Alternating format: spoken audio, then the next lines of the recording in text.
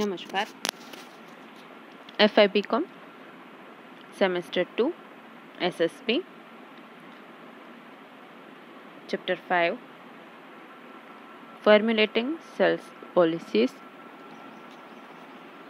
વેચાણ નીતિનું ઘડતર.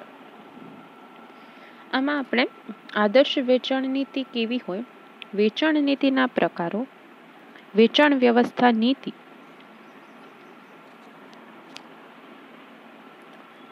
વેચાણ ક્ષેત્ર, વેચાણ જથ્થો, વિતરણ પદ્ધતિ, વેચાણ શરતો, કિંમત નીતિ અને શાખ નીતિ એના વિશે ચર્ચા કરવાની છે. તો કોઈ પણ ધંધાકીય એકમ છે એનું મુખ્ય લક્ષ્ય શું હોય છે? બરાબર. કોઈ પણ ધંધાકીય એકમનું મુખ્ય લક્ષ્ય નફાકારક વેચાણ કરવાનું હોય છે. એટલે કે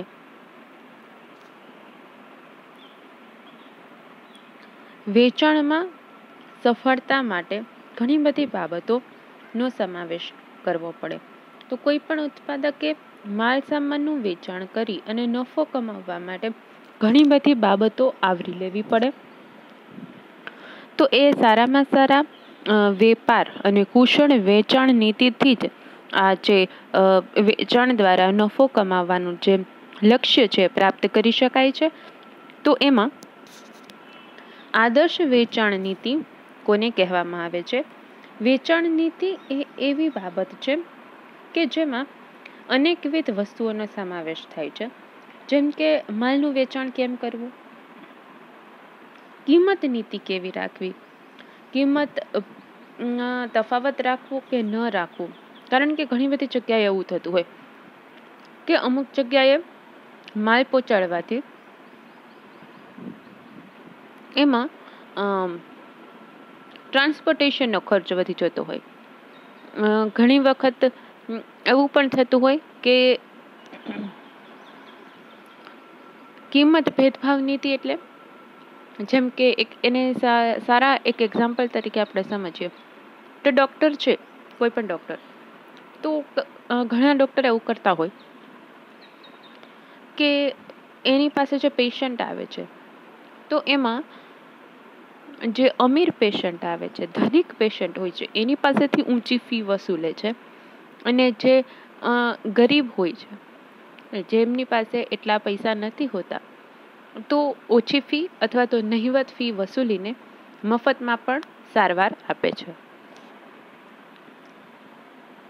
તો એવી જ રીતે જ્યારે અમુક વિસ્તારમાં કિંમત જે નોખી રાખવામાં આવતી હોય તો એને કિંમત ભેદની નીતિ કહેવામાં આવે છે. શાખ પર વેચાણ કે રોકડેથી વેચાણ, વેચેલો માલ પાછો કેમ લાવવો, આવી ઘણી બધી વસ્તુનો એનામાં સમાવેશ થાય છે. કે વાપરનાર ગ્રાહકને એની જરૂરિયાતનો સંતોષ કેવી રીતે કરે, ઉત્પાદક સંસ્થા અન્ય મધ્યસ્થીઓને વ્યાજબી નફો પણ મળે અને સમય, શ્રમ અને નાણાંનો બગાડ ન થાય. તો એવી રીતે જે વેચાણ નીતિ બનાવવામાં આવે એને આદર્શ વેચાણ નીતિ કહી શકાય. આદર્શ વેચાણ નીતિમાં વેચાણ વ્યવસ્થાની નીતિ, કિંમત નીતિ અને શાખ નીતિ ત્રણનો સમાવેશ થાય છે. તો સૌ પ્રથમ જે વેચાણ વ્યવસ્થાની નીતિ છે એના વિશે ચર્ચા કરીએ. તો એમાં પહેલી બાબત છે વિતરણ ક્ષેત્ર, ત્યારબાદ વેચાણનો જથ્થો, વિતરણ પદ્ધતિ અને વિતરણ શરતો. તો વિતરણ ક્ષેત્ર એટલે કે ધંધાકીય એકમને એક ક્ષેત્ર નક્કી કરી દેવામાં આવે કે જેમાં જ એને માલનું વિતરણ કરવાનું છે. તો બજાર સંશોધનનો આશ્રય લઈ અને બજાર સંશોધનો કયા વિસ્તારમાં કયા પ્રકારના ગ્રાહકો અસ્તિત્વ ધરાવે છે, એની સાથે સાથે કેવા પ્રકારના ગ્રાહકો છે, એમની આર્થિક પરિસ્થિતિ કેવી છે, કેવા પ્રકારની વસ્તુઓનો વપરાશ કરે છે, એ રીતે વેચાણ ક્ષેત્ર નક્કી કરવામાં આવતું હોય.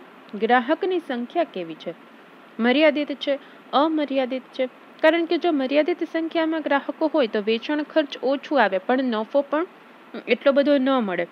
પણ જો અમર્યાદિત ગ્રાહકો હોય એટલે કે સંખ્યા અમર્યાદિત રાખવામાં આવેલી હોય પણ વેચાણ ખર્ચ થોડુંક વધે છે, પરંતુ એમાં નફો પણ વધારે મળી રહે છે, એટલે કે સલામતી વિશેષ મળતી હોય છે. તો કેવા પ્રકારના ગ્રાહકો છે, કેટલી મર્યાદિત સંખ્યામાં ગ્રાહકો છે કે અમર્યાદિત સંખ્યામાં ગ્રાહકો છે, આ બધી બાબતો ઉપરથી નક્કી થતું હોય છે. ત્યારબાદ છે વેચાણ જથ્થો, કે કેટલા પ્રમાણમાં જથ્થાનું વેચાણ કરવું. તો એમાં છૂટક વેપારીઓ જે પ્રમાણે માંગ કરતા હોય, સામાન્ય રીતે એ રીતે માલનું વેચાણ કરવામાં આવતું હોય. એટલે કે જ્યારે પણ વિશાળ પાયા ઉપર ઉત્પાદન થતું હોય તો છૂટક વેપારીઓ જથ્થાબંધ વેપારી પાસેથી લેતા હોય, અને જથ્થાબંધ વેપારીઓ કોઈ એજન્ટ દ્વારા કંપની સાથે જોડાયેલા હોય. તો આમાં છૂટક વેપારીઓ જે રીતે માંગ કરતા હોય એના આધારે ઉત્પાદન કરવામાં આવતું હોય, અને આમાં સાથે સાથે બજારના હરીફ ઉપર પણ નજર રાખવામાં આવતી હોય છે. તો એના આધારે બજારના વેચાણ નીતિમાં, એટલે કે વેચાણ વૃદ્ધિમાં જો અમુક પ્રકારે ફેરફારો કરવા પડે તો એ પણ કરવા પડે. પછી છે વિતરણ પદ્ધતિ. આપણે જોયું કે વિતરણ પદ્ધતિ મુખ્યત્વે બે છે, પ્રત્યક્ષ અને પરોક્ષ. તો પ્રત્યક્ષ પદ્ધતિ એટલે કે વ્યક્તિગત સંપર્ક દ્વારા, બરાબર, ગ્રાહકો સુધી પોતે પહોંચીને સેલ્સમેન દ્વારા, ટેલિફોન દ્વારા, બરાબર. અને પરોક્ષ પદ્ધતિ એટલે કે અન્ય રીતે, જે સામાન્ય રીતે થતું હોય, રિટેલર, હોલસેલર, એજન્ટ, આ બધી પરોક્ષ કહેવાય. તો કઈ વિતરણ પદ્ધતિથી વેચાણ કરવું છે અને કેટલા પ્રમાણમાં વેચાણ કરવાનું છે, કેટલા વિસ્તારમાં વેચાણ કરવાનું છે, એ બધી બાબતોના આધારે વિતરણ પદ્ધતિ છે એ નક્કી કરવી પડે. તો એમાં નિષ્ણાત મધ્યસ્થીઓ ઉત્પાદક સંસ્થાને વેચાણ જવાબદારીમાંથી મુક્તિ આપે, અને ત્યારબાદ ગ્રાહકોના કયા પ્રકારના રુચિ, વલણ, અભિપ્રાયો છે એ જાણીને મધ્યસ્થીઓ પૂરા પાડે, અને સંસ્થાના નાણાકીય સાધન, કાર્યદક્ષતા, બજારની પરિસ્થિતિ, હરીફાઈ, સંસ્થાનું સ્થાન, આ બધી વસ્તુને આધારે વિતરણ પદ્ધતિ નક્કી કરવામાં આવતી હોય. સામાન્ય રીતે મોટી કંપની હોય, અમર્યાદિત વસ્તુનું વેચાણ કરતી હોય, જેમ કે આપણને ખ્યાલ છે રોજબરોજની ચીજ વસ્તુઓ જેવી તમે અલગ અલગ પેકિંગની ખરીદતા હો છો, તો એ પરોક્ષ પદ્ધતિથી વેચાય છે. એટલે કે રિટેલર દ્વારા તમે જે કરિયાણાની દુકાનમાંથી જેટલી પણ વસ્તુ ખરીદો છો એ બધી જ પરોક્ષ પદ્ધતિથી વેચાતી હોય, કારણ કે એ રિટેલર દ્વારા વેચાય છે. એવી જ રીતે જે મેડિકલ સ્ટોરમાં જે પણ દવાઓ મળતી હોય એ પણ રિટેલર દ્વારા જ વેચાય છે.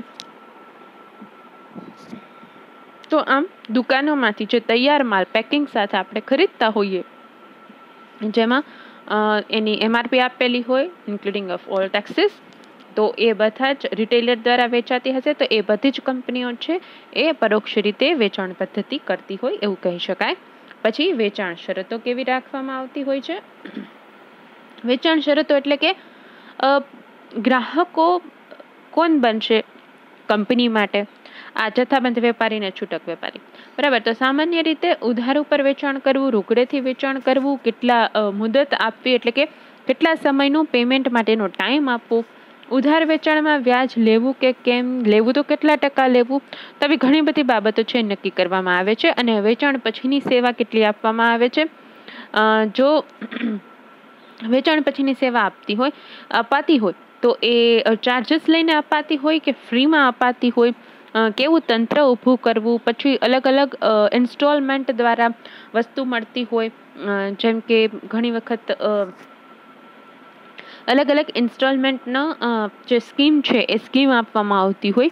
તો આ બધી બાબતો વેચાણ શરતોમાં નક્કી કરવામાં આવતી હોય, અને નફાનો ગાળો પણ જળવાઈ રહે, અને હરીફ સંસ્થાઓની પ્રમાણમાં પોતાની કંપની છે એ બજારમાં ગ્રાહકોના મનમાં પોતાનું સ્થાન બનાવી શકે, એના માટે થઈ અને આવી અલગ અલગ પ્રણાલીકોના આધારે વેચાણ શરતો બનાવવામાં આવતી હોય.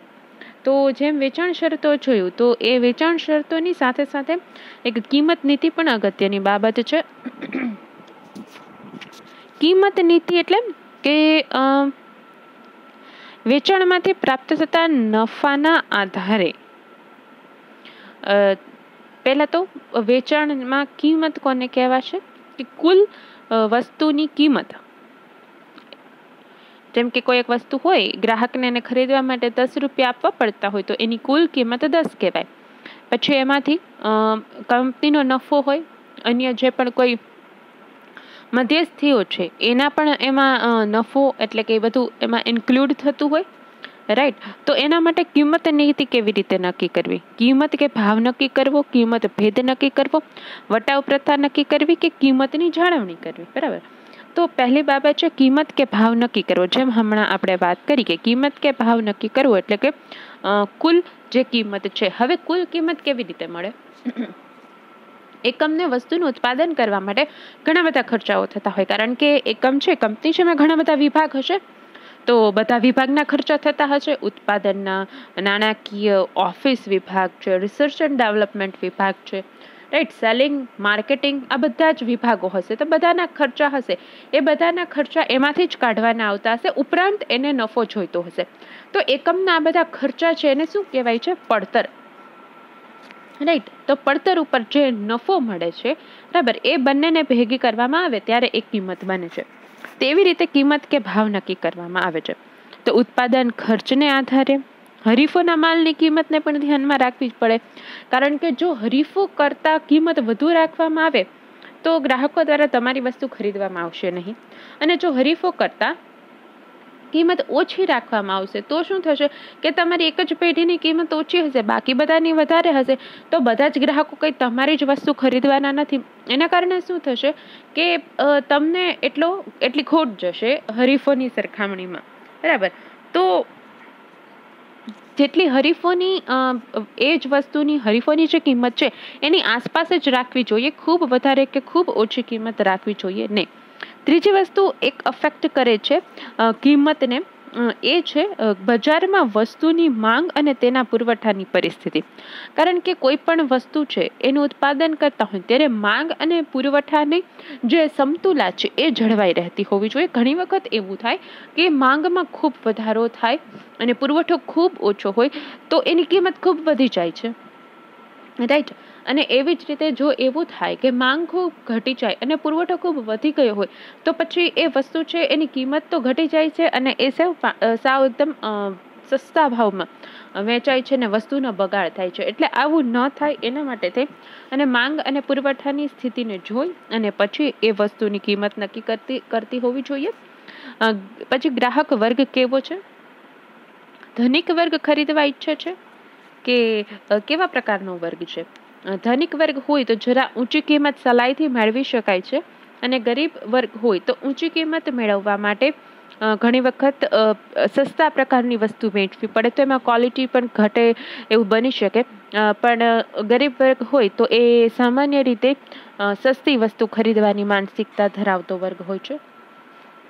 જોખમનું તત્વ પણ રહેલું હોય છે. કિંમત ઊંચી રાખવામાં આવે તો ધંધામાં જોખમ થઈ શકે અને હરીફ પેઢીઓ પણ બજારમાં ઉપલબ્ધ હોય જ છે, તો જોખમનું તત્વ પણ એમાં રહી શકે. તો આ કિંમત કે ભાવ નક્કી કરવો તેમાં આ 4 બાબતનો સમાવેશ થાય છે કે કેવી રીતે નક્કી કરવું. એક કે આપણા બધા જ ખર્ચા એમાંથી નીકળી જતા હોવા જોઈએ, બરાબર. ઉત્પાદન ખર્ચ અને અન્ય જે પણ કોઈ ખર્ચા છે એ નીકળી જતા હોવા જોઈએ. હરીફોના માલની કિંમતની આડેગાડે હોવું જોઈએ. માંગ અને પુરવઠાની જે બાબત છે એમાં સમતુલા રહે એ મુજબની કિંમત નક્કી કરવી જોઈએ. ગ્રાહક વર્ગ છે એના આધારે કિંમત નક્કી કરવી જોઈએ અને જોખમનું તત્વ કેટલું રહેલું છે. પછી જે કિંમત ભેદ નક્કી કરવો, હમણાં જ આપણે એક એક્ઝામ્પલ જોયું કે ઘણી બધી વખત એવું થતું હોય કે અમુક વર્ગ પાસેથી વધારે કિંમત વસૂલવામાં આવતી હોય, કોઈ પાસેથી ઓછી વસૂલવામાં આવતી હોય, તો આ કિંમત ભેદ નીતિ કહેવામાં આવે છે.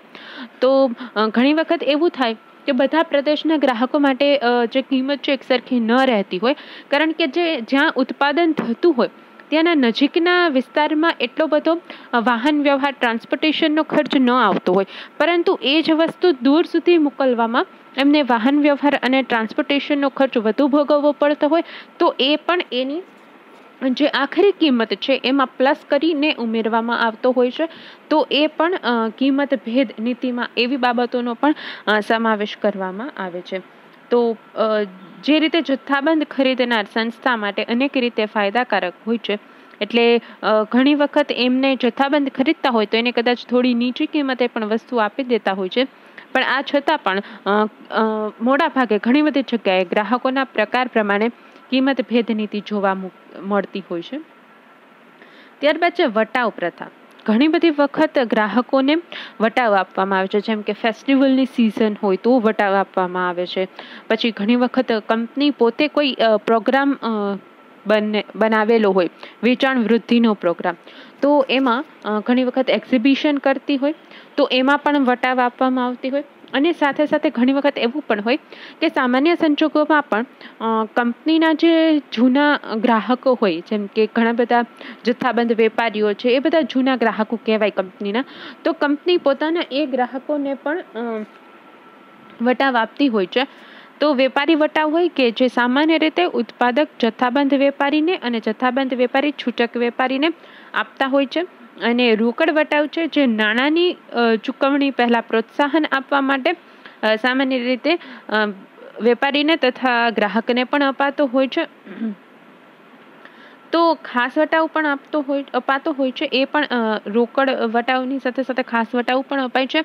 તો વેચાણને ઉત્તેજન આપવા માટે આવા પ્રકારના વટાવો કિંમત ઉપર આપવાની વ્યવસ્થા કરાતી હોય છે, કે જેથી ગ્રાહકો વધુ ને વધુ અટ્રેક્ટ થાય. અને ત્યારબાદ છે કિંમતની જાળવણી કરવી. રાઈટ, હવે એક કિંમત મેન્ટેન કરી રાખવી બજારમાં, એ પણ ખૂબ અગત્યની વસ્તુ હોય છે. કિંમત નીતિ પ્રમાણે કિંમતની જાળવણી કરવી, એના માટે કિંમત ઉપર જરૂરી અંકુશ અને નિયંત્રણ વ્યવસ્થા રાખવી જોઈએ, જેથી કિંમતમાં થતી વધઘટ ગ્રાહકોના માનસ પર વિપરીત અસર ના કરે અને જેથી સંસ્થાને પણ કોઈ હાનિ ના પહોંચે. અને કિંમત મેન્ટેન રહેશે તો ગ્રાહકો પણ લાંબા સમય સુધી ટકી શકશે. એટલે લાંબા સમયગાળાના ગ્રાહકો પણ એકમને મળશે અને એકમ છે એ ગ્રાહકોને પણ સંતોષ પૂરો પાડી શકશે. તો કિંમતની જાળવણી કરવી ખૂબ અગત્યનું હોય છે. ત્યારબાદ છે શાખ નીતિ. શાખ નીતિ એટલે કે સામાન્ય રીતે જ જ્યારે આ ઔદ્યોગિક બાબત હોય, ઔદ્યોગિક એકમો હોય કે વેપારી સંસ્થાઓ હોય કે દુકાનદારો હોય, એ સામાન્ય રીતે શાખ નીતિનો ઉપયોગ કરતા હોય છે. એટલે કે રોકડેથી વેચાણ ન કરતા હોય, પરંતુ ઉધાર વેચાણ કરતા હોય અથવા તો લાંબા સમયગાળા પછી પેમેન્ટ કરતા હોય, તો આ પ્રકારની શાખ નીતિનો સમાવેશ થતો હોય. તો ઘણી વખત એવું થતું હોય કે ઉધાર વેચાણ કર્યા સિવાય એ લોકો કામ ન ચલાવતા હોય, ઉધાર વેચાણથી જ એનું કામ ચાલતું હોય. તો મોટા એકમો છે જથ્થાબંધ વેપારીને, જથ્થાબંધ વેપારીઓ છે એ રિટેલરને, છૂટક વેપારીઓ છે એ ગ્રાહકોને પણ આવી સુવિધા પૂરી પાડતા હોય. પણ જ્યારે અહીં વેચાણ નીતિના સંદર્ભમાં જે શાખ નીતિની વાત કરવામાં આવે, ત્યારે જો મોટા એકમો મોટા પ્રમાણમાં જ્યારે શાખ આપતા હોય, ત્યારે એમને અમુક બાબતો છે એ તપાસીને શાખ આપતી હોવી જોઈએ. પહેલી વસ્તુ તો ગ્રાહકોની નાણાકીય જે પણ શાખ છે, બજારમાં આર્થિક જે પણ બાબતો છે, તો બજારમાં આર્થિક આબરૂ અને પ્રતિષ્ઠા, આ બધી બાબતનો તપાસ કર્યા પછી એમને ઉધાર વેચાણ કરવા માટે માલ આપવો જોઈએ. શાખની મહત્તમ મર્યાદા અને શાખનો સમય કેટલો આપવો, એ બાબત પણ પહેલે જ નક્કી કરી લેવી યોગ્ય ગણાતી હોય છે. અને ઘણી વખત એવું હોય કે જે અમુક શંકાસ્પદ ગ્રાહકો હોય, બેંક, સદ્ધર વેપારી કે અન્ય નાણાકીય સંસ્થાઓ પાસેથી પ્રમાણપત્ર કે બાંહેધરીનો આગ્રહ રાખતા હોય છે, જેથી કરીને ભવિષ્યમાં અન્ય કોઈ જ પ્રકારે પ્રશ્ન થાય તો કાયદાકીય બાબતોમાં સરળતા રહે. તો ઉઘરાણી માટે વ્યવસ્થિત તંત્ર પણ હોય અને એ તંત્ર નાણાં ન મળે તો તરત જ નાણાં મેળવવા માટે કાર્ય કરતા હોય. અને જો એવું લાગે કે નાણાં વસૂલ કરી શકાતા નથી તો કાયદેસર પગલાં લઈને શાખ નીતિની જાળવણી કરતા હોવા જોઈએ. તો ઉઘરાણી પત્રોની જે ભાષા છે એ નમ્ર કે કડક હોવી જોઈએ. શરૂઆતના જેટલા પણ ઉઘરાણી પત્રો છે એ નમ્ર રીતે લખાયેલા હોવા જોઈએ અને પછી જરૂર લાગે તો કડક ભાષાનો પણ ઉપયોગ કરવો જોઈએ. તો અન્ય હરીફ સંસ્થાની શાખ નીતિને પણ લક્ષ્યમાં લેવી જોઈએ. એટલે કે કોઈ પણ એકમ છે એને આર્થિક નીતિના એક ભાગ તરીકે ઘણા બધા પરિબળો છે એ ધ્યાનમાં રાખી અને અલગ અલગ પ્રકારની શાખ નીતિ બનાવવી યોગ્ય ગણાય. Thank you.